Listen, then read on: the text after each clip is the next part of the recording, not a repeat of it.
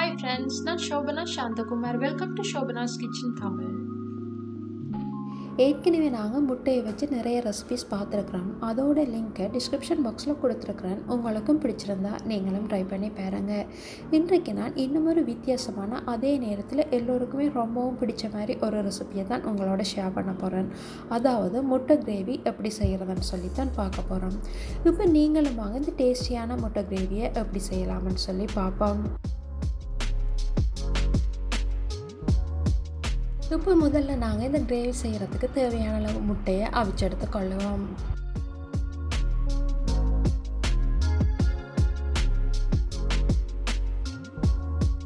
இப்போ பாருங்கள், நாங்கள் இந்த முட்டையெல்லாம் அவிச்சு எடுத்துட்டோம். இப்போ இந்த முட்டையை இவ்வாறு கொஞ்சம் சாதுவாக கீறி கொள்ளுவோம்.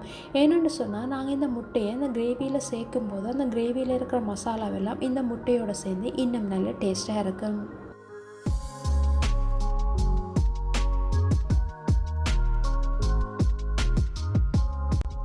இப்போ முதல்ல நாங்கள் இந்த கிரேவிக்கு தேவையான மசாலாவை அரைச்சி எடுத்துக்கொள்ளுவோம். அதுக்கு இவ்வாறு ஒரு கிரைண்டர் கப்பில் 100 கிராம் வெங்காயமும் 100 கிராம் தக்காளி பழமும் அதோட 2 டேபிள் ஸ்பூன் தயிர் அல்லது ஜோகட் சேர்த்து நல்லா பேஸ்ட்டாக அரைச்சி எடுத்துக்கொள்ளுவோம்.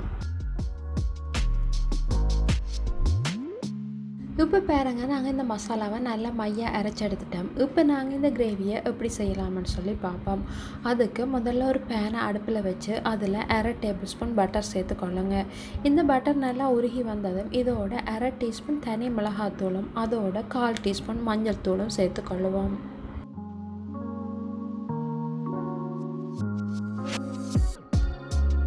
இப்போ இதோட கொஞ்சமாக உப்பும் சேர்த்துக்கொள்ளுவோம். இப்போ இதோட நாங்கள் ஏற்கனவே அவிச்சு வச்சுருக்கிற முட்டையையும் சேர்த்து ஒரு 2 தொடக்கம் 3 நிமிஷம் நல்லா ரோஸ்ட் பண்ணி கொள்ளுவோம்.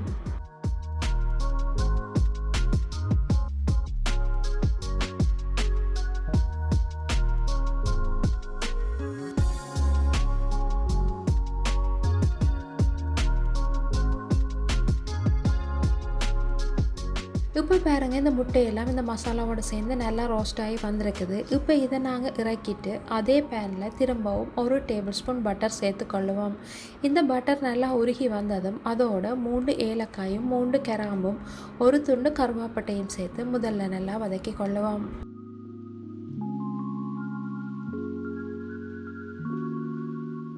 இப்போ இதோட 1 டீஸ்பூன் சின்ன சீரகமும் அதோட 1/2 டீஸ்பூன் பெருஞ்சீரகமும் சேர்த்து தொடர்ந்து நல்லா வதக்கி கொள்ளுவோம்.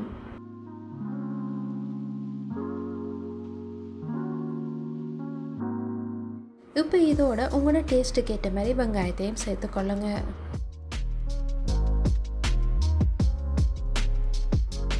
இப்போ பார்த்தீங்கன்னு சொன்னால் இதோட நான் டேஸ்ட்டுக்காக கொஞ்சம் கறிவேப்பிலையும் சேர்த்துக்கொள்கிறேன். இப்போ பாருங்கள், இந்த வெங்காயமெல்லாம் நல்லா வதங்கி வந்துட்டுது. இதோட நான் 1.5 டேபிள் ஸ்பூன் இஞ்சி பூண்டு விழுதும் சேர்த்துக்கொள்கிறேன். இந்த இஞ்சி பூண்டு விழுது உங்களோட டேஸ்ட்டுக்கு ஏற்ற மாதிரி கொஞ்சம் கூடுதலாகவோ அல்லது குறைவாகவோ சேர்த்துக்கொள்ளலாம். இப்போ இதோட நாங்கள் ஏற்கனவே அரைச்சி வச்சுருக்கிற மசாலாவையும் சேர்த்து தொடர்ந்து நல்லா வதக்கி கொள்ளுவோம்.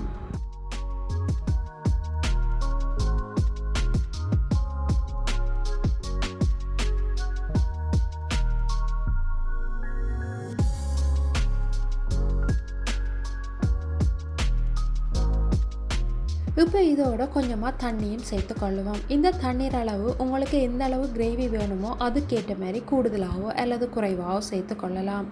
இப்போ இதோட நாங்கள் 1 டீஸ்பூன் தனி மிளகாத்தூளும் 1/4 டீஸ்பூன் மஞ்சள் தூளும் அதோட 1 டீஸ்பூன் கரம் மசாலா தூளும் அதோட பார்த்திங்கன்னு சொன்னால் இந்த கிரேவிக்கு தேவையான உப்பையும் சேர்த்துக்கொள்ளுவோம்.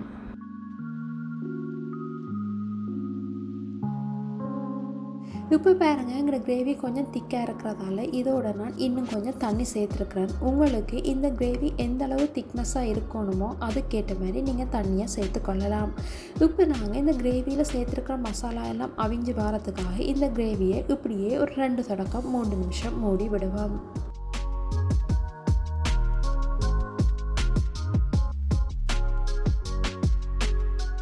இப்போ பாருங்கள், எங்களோட கிரேவி நல்லா கொதித்து வந்திருக்குது. இப்போ இதோட நாங்கள் கொஞ்சமாக விப்பிங் க்ரீம் சேர்த்துக்கொள்ளுவோம். நீங்கள் இந்த விப்பிங் க்ரீமுக்கு பதிலாக தேங்காய் பாலும் சேர்த்துக்கொள்ளலாம்.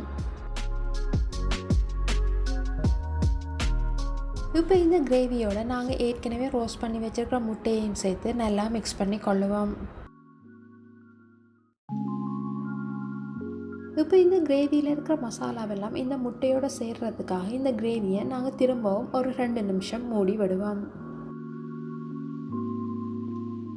இப்போ பாருங்க, இந்த கிரேவியில் இருக்கிற இந்த மசாலாவெல்லாம் இந்த முட்டையோடு சேர்த்து இந்த கிரேவி இன்னும் நல்ல திக்காகவும் அதோட நல்ல டேஸ்ட்டாகவும் நல்ல வாசமாகவும் வந்திருக்குது.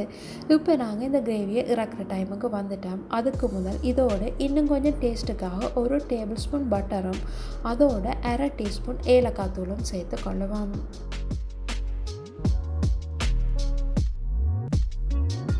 இப்போ பாருங்கள், இந்த கிரேவியோட நாங்கள் சேர்த்த பட்டர் ஏலக்காய் தூளெல்லாம் சேர்ந்து இன்னும் நல்ல வாசமாக வந்திருக்குது. இப்போ இதோட கொஞ்சமாக கொத்தமல்லி தழையை தூவி இறக்கி கொள்ளுவோம். இப்போ பாருங்கள், எங்களோட டேஸ்டியான முட்டை கிரேவி ரெடி ஆகிட்டுது. நல்ல காரசாரமாகவும் அதோட நல்ல கமகமண்ட வாசமாகவும் நல்ல டேஸ்ட்டாகவும் வந்திருக்குது.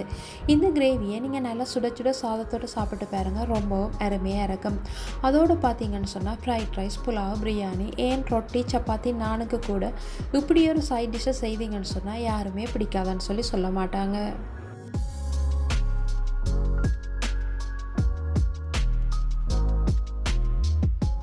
இதில் பார்த்தீங்கன்னு சொன்னால் நாங்கள் இந்த கிரேவியோட முட்டையை சேர்க்கும் போது முட்டையை சாதுவாக கீறிட்டு தான் சேர்த்துனாங்க. அதால் இந்த மசாலாவெல்லாம் இந்த முட்டையோட நல்லா ஊறி இன்னும் நல்ல டேஸ்ட்டாக வந்திருக்குது. உங்களுக்கும் இந்த முட்டை கிரேவி பிடிச்சிருக்குமான்னு நம்புகிறேன். நீங்களும் ஒரு தடவை இதே அளவில் இதே முறையில் உங்களோட வீட்டில் ட்ரை பண்ணி பாருங்கள். ட்ரை பண்ணி பார்த்துட்டு எப்படி இருந்துச்சுன்னு சொல்லி மறக்காமல் உங்களோட கருத்துக்களை என்னோட பகிர்ந்து கொள்ளுங்கள். இன்னும் ஒரு வீடியோவில் இன்னும் ஒரு இன்ட்ரெஸ்டான ரெசிபியோடு மீண்டும் சந்திப்போம்.